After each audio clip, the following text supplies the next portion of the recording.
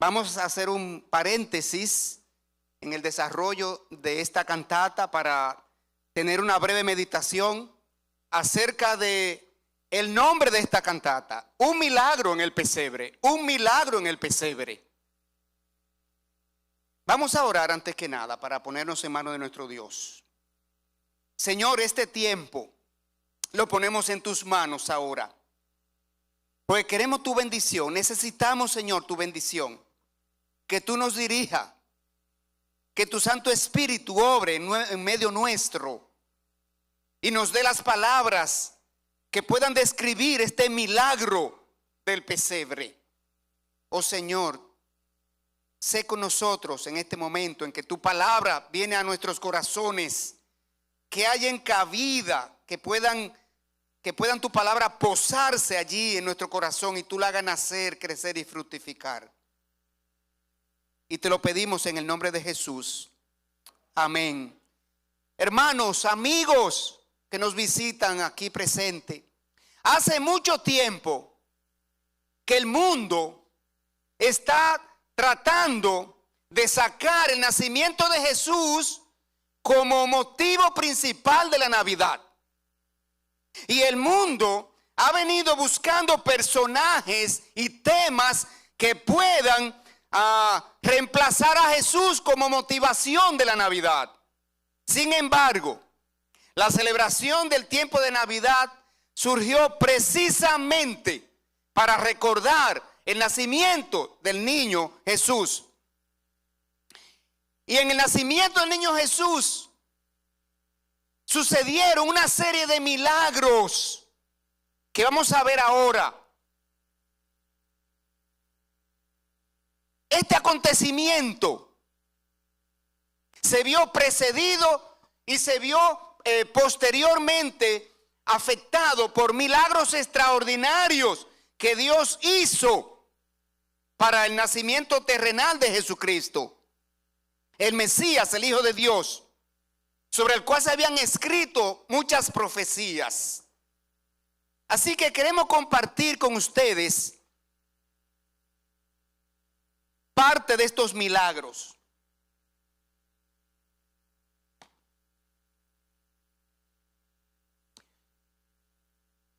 En cuanto el pecado entró al mundo, Dios hizo una promesa.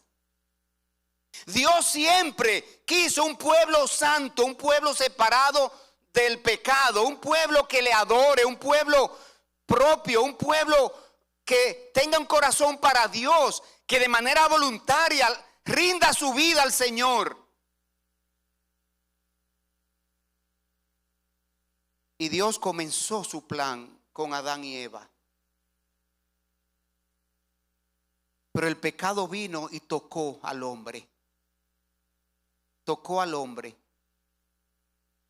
Y ese problema del pecado, Dios desde el mismo inicio planteó la salida, planteó la solución, prometió la solución. Desde Génesis 3:15, Dios dijo a la serpiente, a Satanás, que de la simiente de la mujer iba a venir uno que iba a herir a Satanás en la cabeza, que iba a vencer el pecado, en otras palabras. Y esta mañana en la predicación del pastor Nadal nosotros pudimos ver cuán inmenso es el pecado, el problema del pecado. Es el mayor problema que tiene el hombre, varón y hembra. Y esta mañana el pastor decía que es un problema que tiene repercusión presente, porque el mundo está lleno de sufrimientos, el mundo está lleno de enfermedades, de maldad, de desamor, de envidia, de odio, de rencor, de muerte, por causa del pecado. Pero el pecado tiene repercusión futura, es la condenación de nuestra alma. Y Dios desde el mismo principio prometió ese Mesías. Y Dios, como cumple sus promesas, dice el libro de Gálatas 4:4, Pero cuando vino el cumplimiento del tiempo, Dios hace sus cosas en su tiempo. Dios tiene su tiempo para hacer cada cosa y nunca está tarde. Cuando vino el cumplimiento del tiempo, Dios envió a su Hijo, nacido de mujer y nacido bajo la ley, para que redimiera a los que estaban bajo la ley y recibieran la adopción de hijos. Así que Dios en su momento cumplió esta promesa. Y queremos ahora ver en el Evangelio de Mateo. Mateo y Lucas son los evangelistas que nos narran todo el proceso de concepción virginal y nacimiento del niño. Y el primer gran milagro que necesitó suceder fue la forma como el niño fue concebido en el vientre de María, porque fue algo milagroso. El Redentor de la humanidad no podía ser un hombre cualquiera.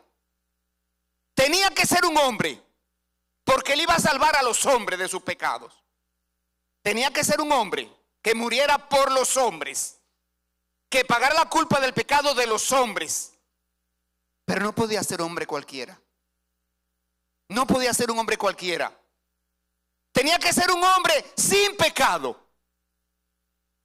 que viviera una vida sin pecado, lo cual es imposible para un humano. De modo que Dios mismo tenía que encarnarse. Dios mismo tenía que hacerse hombre. Y he aquí el gran milagro. Mateo 1:18 dice: el nacimiento de Jesucristo fue así. Estando desposada María, su madre, con José, antes que se juntasen, se halló que había concebido del Espíritu Santo. Fue una concepción divina. No podía ser un hombre concebido en pecado. De modo que Dios Espíritu Santo, engendró a Dios Hijo en el vientre de María. En la concepción virginal está involucrada la Santísima Trinidad. Dios Padre concibiendo el plan. Dios Espíritu Santo engendrando a Dios Hijo en el vientre de una mujer virgen. Es un milagro extraordinario. Nunca más se ha visto ni se verá. Única vez que un hombre sea engendrado por Dios en el vientre de una mujer, Jesucristo. El segundo gran milagro es la actitud de José para no denunciar a María, a su novia, acusándola de fornicación. Fue un acto milagroso. Dice Mateo 1:19: José, su marido, como era justo, no quería infamarla y quiso dejarla secretamente. Si Dios no obra en el corazón de José y le da un amor especial por María, de forma tal que José sufriera el agravio de que su novia estuviera de repente embarazada y no es de él. Y si José la denunciaba, era apedreada con todo y embarazo.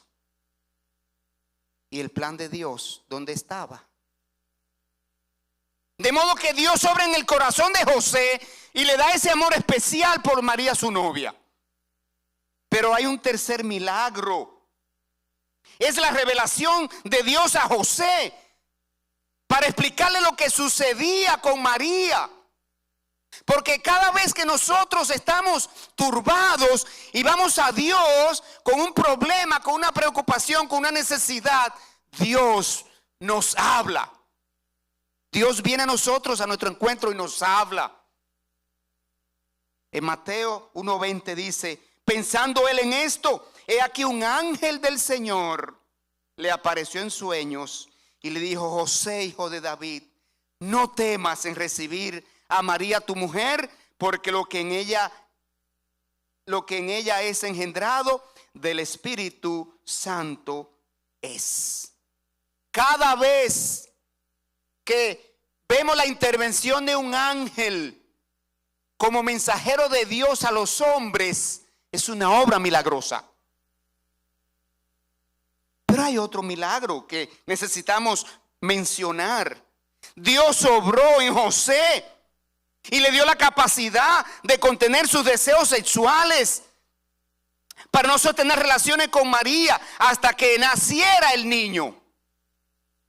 Es por eso que Mateo 1:24 dice: y despertando José del sueño, hizo como el ángel del Señor le había mandado y recibió a su mujer, pero no la conoció hasta que dio a luz a su hijo primogénito y le puso por nombre Jesús.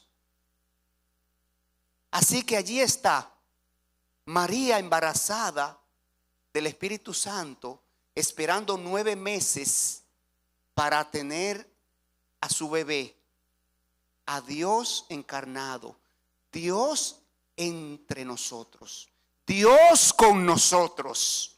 Pero hay algo, hay una problemática que se presenta. El profeta Miqueas había dicho que el niño nacería en Belén de Judea. Oh Efrata, pequeña Efrata, no eres la más pequeña, de ti saldrá el Salvador, el libertador espiritual de los hombres. Y María, ya en cercanía de su alumbramiento, vive en Nazaret de Galilea. Y el profeta ha dicho que ese niño ha de nacer en Belén de Judea. Y José y María están establecidos en Nazaret, desarrollando sus labores normales. El padre de José tenía un taller de carpintería, ejerciendo su labor allí. Y de repente Dios utiliza milagrosamente al César, Augusto César, quien da un decreto ordenando que toda persona se traslade a su lugar de nacimiento para ser empadronado y pagar sus impuestos allí y censar el imperio. Y José tiene que trasladarse con el niño hacia Belén de Judea. Así que milagro tras milagro se van sucediendo para llegar al pesebre. Dice Mateo 1:12: todo esto aconteció para que se cumpliese lo dicho por medio del profeta, cuando dijo: he aquí una virgen concebirá y dará a un hijo y llamará su nombre Emmanuel, que traducido es Dios con nosotros. Y ya dije que el profeta dijo que es en Belén de Judea. Pero bueno, llegó el día del alumbramiento. Vamos al libro de Lucas. Vamos al libro de Lucas. Lucas nos va a seguir mostrando otros milagros que no podemos dejar pasar por alto en esta noche, porque nos vamos a sorprender cómo Dios obra, cómo Dios actúa para llevar adelante sus planes con la humanidad. El lugar de nacimiento, Lucas 2:7. Dice el versículo 6: y estando ellos allí, se presentaron los días del alumbramiento. Y el versículo 7 dice: y dio a luz a su hijo primogénito, lo envolvió en pañales y lo acostó en un pesebre, porque no había lugar para ellos en el mesón. Jesús, el Mesías, el Salvador de la humanidad, el Hijo de Dios, no nació en un lugar confortable. Él nació en un comedero de animales, en un maloliente establo. En el mesón había lugar para otros huéspedes. Ya ustedes oyeron a la mesonera como dijo: estamos llenos, no tenemos una habitación disponible. Pero vengan que le doy una opción. Aquí hay un establo. Jesucristo, desde antes de nacer, comenzó a ser rechazado e ignorado por los hombres. Hubo lugar para huéspedes, hubo lugar para juego de azar, quizá había un casino allí, quizá había una fiesta, hubo lugar para todo eso, pero no había lugar para Jesús. Amigo que está aquí, yo quiero preguntarte, ¿hay lugar en tu corazón para Jesús? Cuidado si tú estás dedicando tiempo a todas las cosas que necesitas resolver en esta vida. A tu trabajo, a tu hogar, a tu familia, a tus propiedades, a tus vehículos, todo lo que tiene que ver con lo que significa el afán, el día a día de nosotros. Pero ¿has separado lugar para Jesús en tu corazón? Mire lo que pasó aquí. Ya vimos que Jesús nació en pobreza, nació en soledad. El nacimiento ocurrió lejos de la gente y sin asistencia de personas con experiencia en partos. Dice el texto que María lo envolvió en pañales. Ella misma, con ayuda de su marido, tuvo que ocuparse de su parto y ella misma lo envolvió en pañales. No tenía un pamper.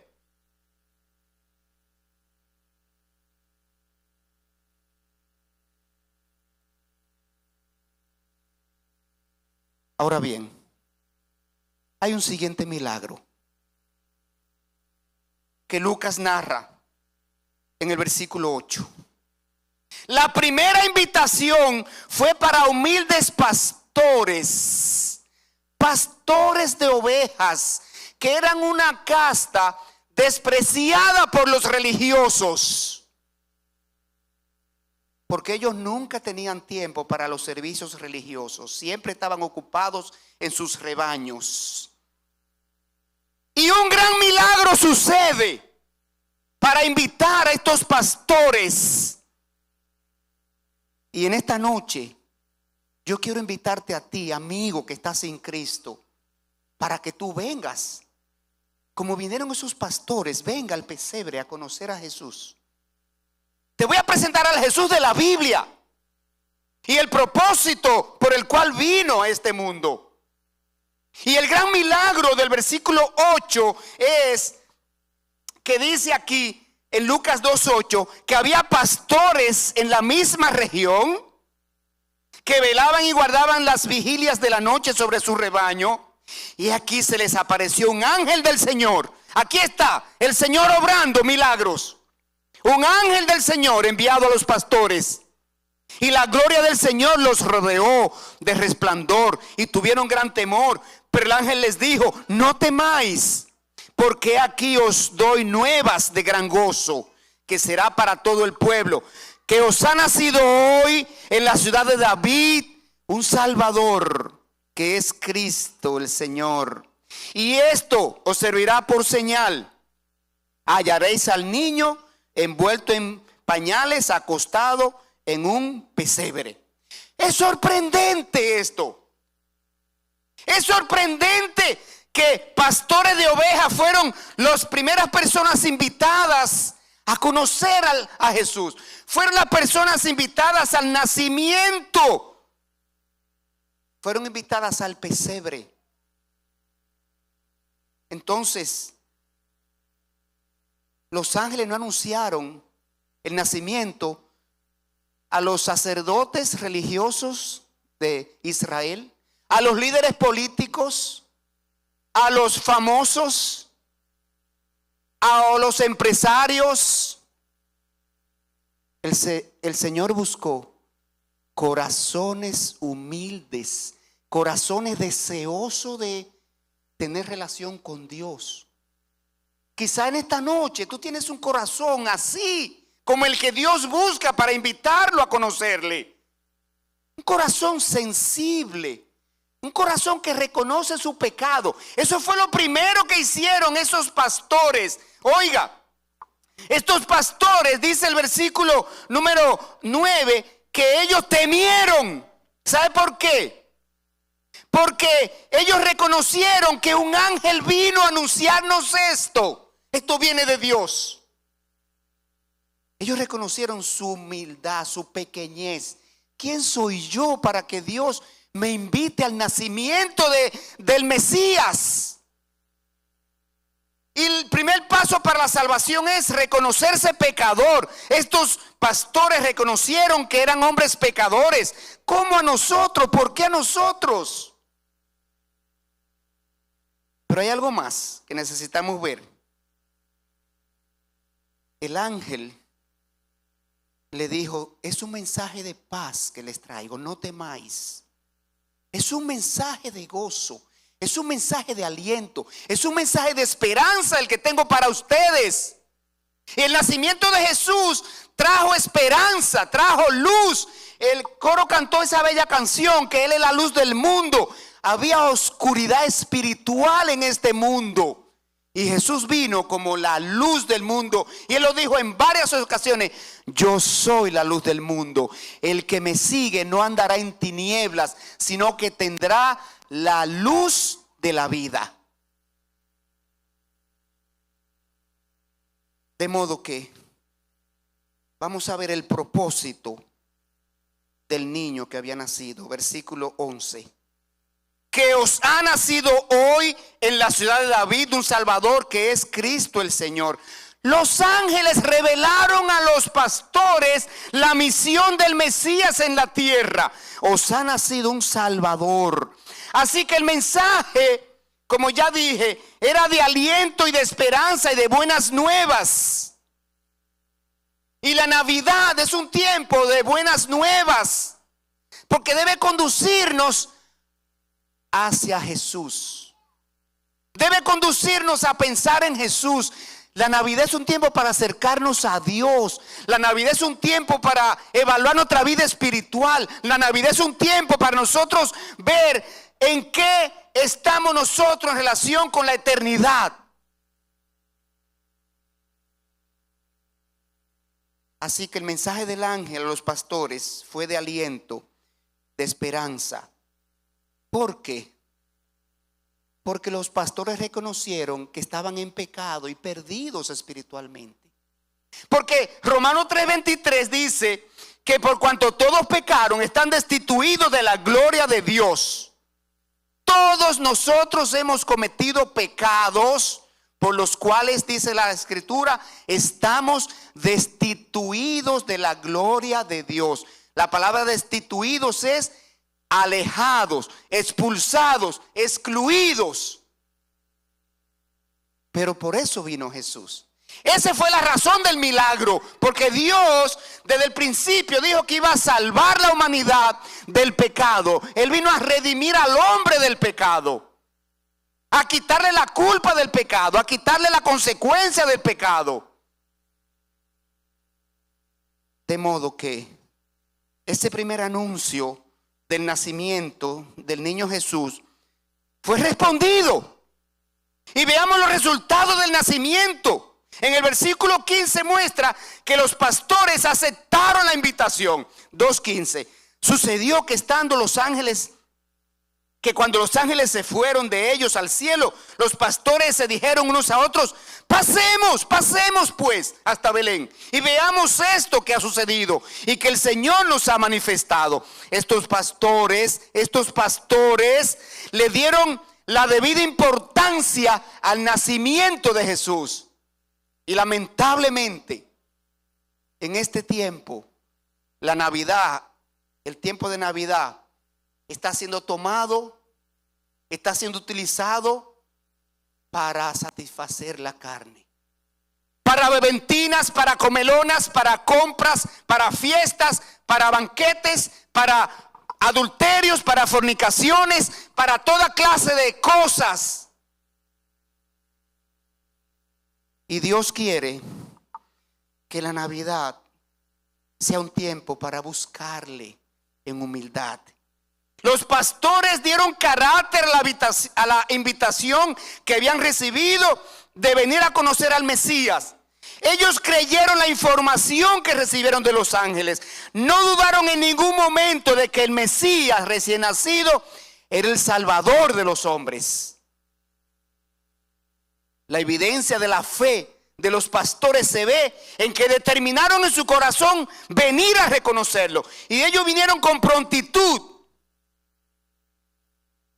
La Biblia muestra que el único requisito de Dios para salvar a una persona es que crea en Jesucristo. Así como esos pastores que ustedes vieron llegaron hasta conocer al niño. Pero hay algo más. En el versículo 16 de Lucas 2, los pastores conocieron al niño. Llegaron a la presencia del niño, se presentaron allí y vinieron pues apresuradamente. Oiga, el pecado requiere que vengamos apresuradamente a Jesús.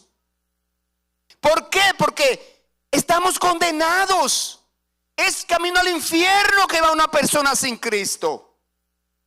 Es sine qua non que está condenado al infierno.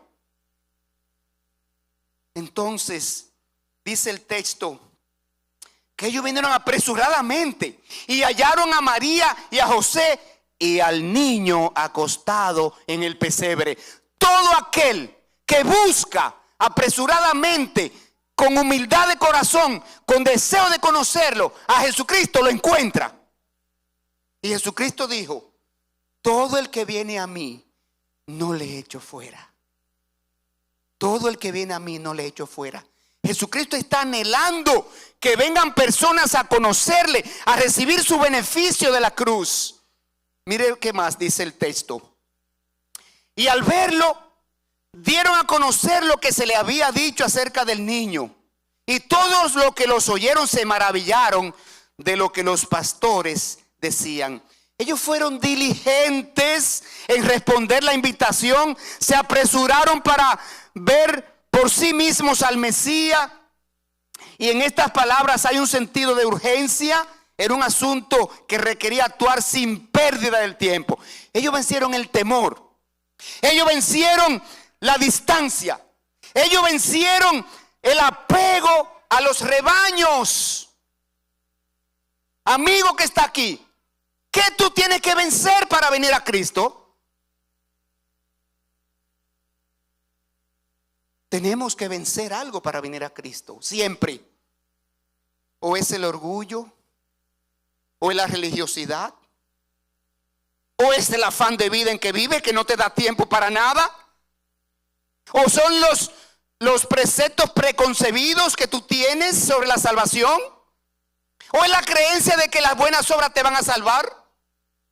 Algo tienes que poner a un lado para venir a Cristo. Así que estos pastores nos dan ejemplo de cómo responder la invitación para venir a conocer a Jesús. El texto dice que cuando ellos vinieron y vieron al niño, comprobaron todo lo que el ángel le había dicho. Ellos quedaron satisfechos, porque en Cristo Jesús hay satisfacción. Jesucristo dijo en Juan 6:35, lo voy a leer aquí en mi Biblia, a Juan 6:35, Él dijo, Juan 6:35, yo soy el pan de vida. El que a mí viene nunca tendrá hambre, y el que en mí cree no tendrá sed jamás.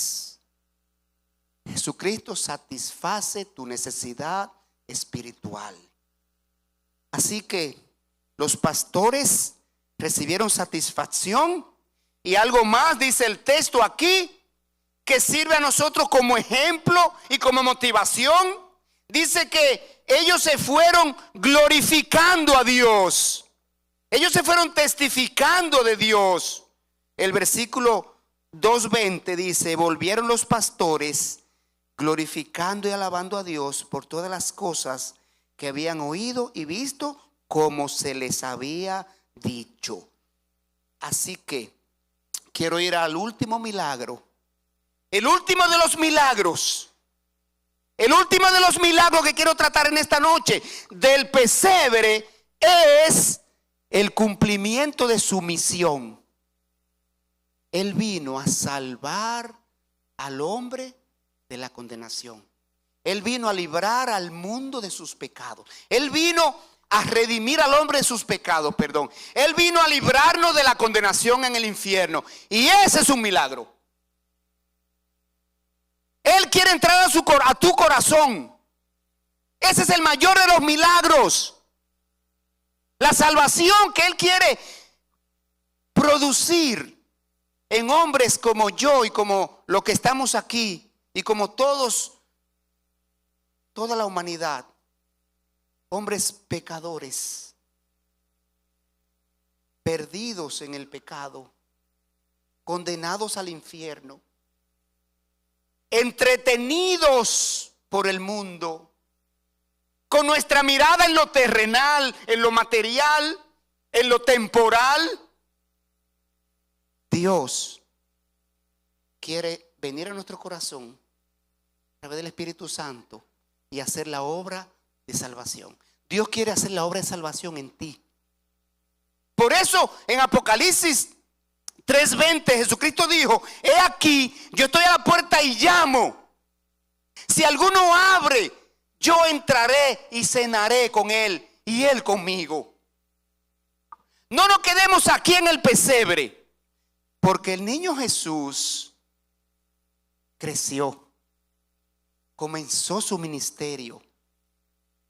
A los 33 años, Él fue a la cruz del Calvario y murió allí, en lugar de cada uno de nosotros. El pesebre es el mayor símbolo de la Navidad para decoración. Pero ya debiéramos pasar a la cruz, porque el niño no se quedó ahí. No se quede en el pesebre. No se quede en el pesebre. Pase a la cruz, porque en la cruz fue que Jesucristo completó su obra de redención. En la cruz Él murió por ti y por mí. Él entregó su vida en tu lugar y en el mío.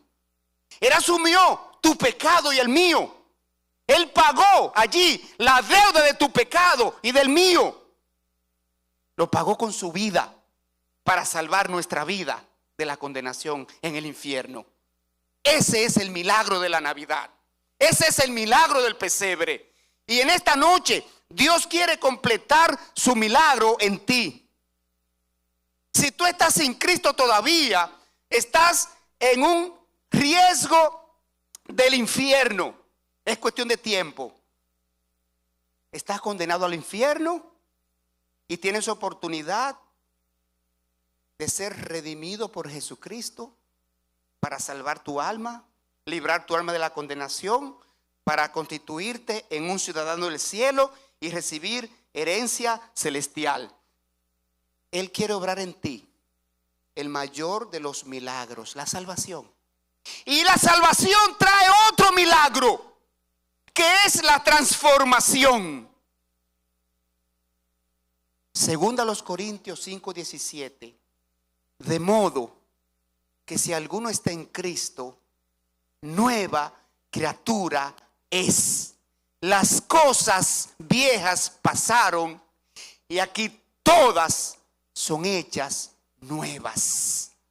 Jesucristo hace una obra de transformación en nosotros. Interiormente cambia la mente, el corazón, la manera de pensar, la manera de actuar cuando venimos a Cristo. Porque Cristo nos da un nuevo norte a nuestra vida.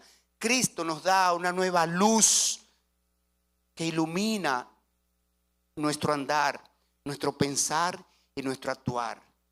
Así que, amigo que está sin Cristo, aquí presente, o que nos ve por las redes, no es por casualidad que tú estás aquí o estás en sintonía con nosotros. Dios tiene planes contigo. Dios quiere obrar en ti el milagro del pesebre. Oremos. Señor, gracias. en esta noche, Padre, tú nos has permitido presentarte esta cantata que aún no ha concluido. Pero estamos en el momento en que tu palabra vino a nosotros y nos habló de manera personal. Ahora, Señor, quiero pedirte que obres tu milagro de salvación en toda persona que está aquí o que nos escucha o nos está mirando por las redes electrónicas, en quien tú has preparado un corazón receptivo a tu palabra. Un corazón que acepte tu palabra, oh Señor, con disposición de obedecerla. Es por eso que yo quiero hacer una invitación en esta noche, ahora. Todos estamos evaluando nuestra vida espiritual, nuestra relación con Dios. Todos estamos considerando cuál es el propósito de la Navidad para mí. Si el propósito de la Navidad para ti era diferente a Dios, yo quiero pedirte que te ponga en sintonía con Dios. El propósito de Dios es que tú te acerques a Él en Navidad. Y por eso quiero invitarte a que en el silencio de tu asiento, ahí mismo donde estás, tú eleves una oración a Dios y le presente tu caso. Le pida perdón por tus pecados y le diga: Señor, yo quiero que Jesucristo tome mi carga de pecados y la clave en la cruz donde Él murió por mí. Te entrego, Señor, todos mis pecados para que tú los saldes con la deuda con la obra de la cruz.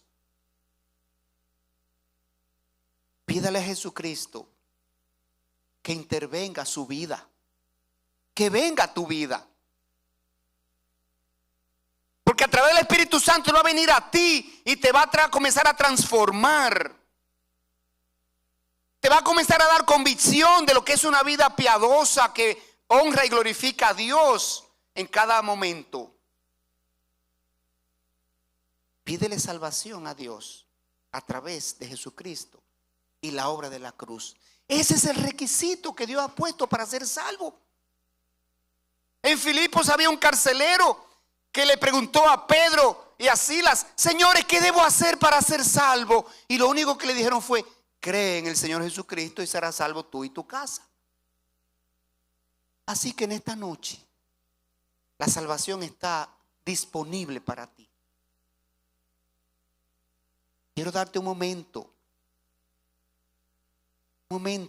en el que tú puedas tomar esa decisión.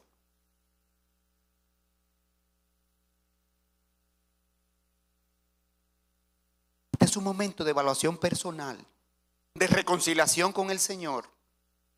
Este es un momento de rendir vidas a Cristo. Este es un momento de permitir que Cristo nazca en mi corazón, para que esta Navidad sea diferente a las demás. Así que, ¿cuál es tu respuesta? Dios está esperando por ti. Todos estamos considerando esta invitación. Esto es personal.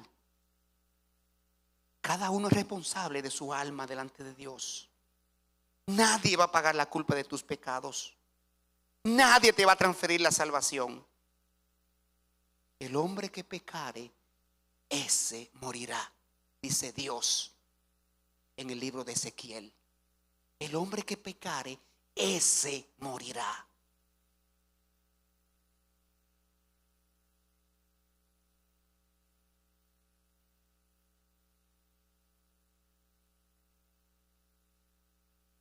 ¿Qué vas a hacer con tus pecados?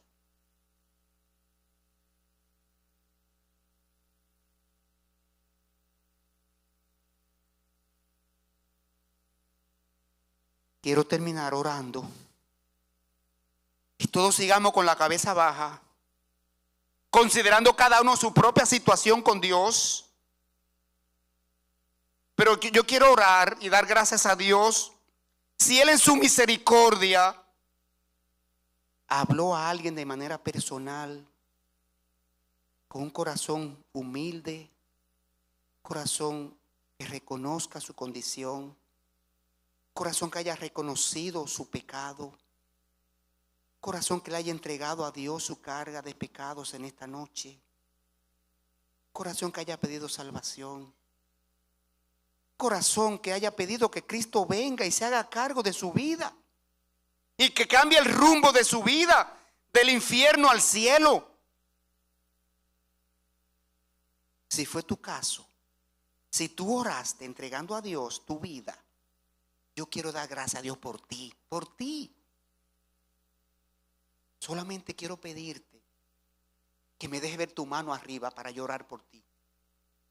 Déjame ver tu mano arriba si tú oraste pidiendo a Dios que te salve.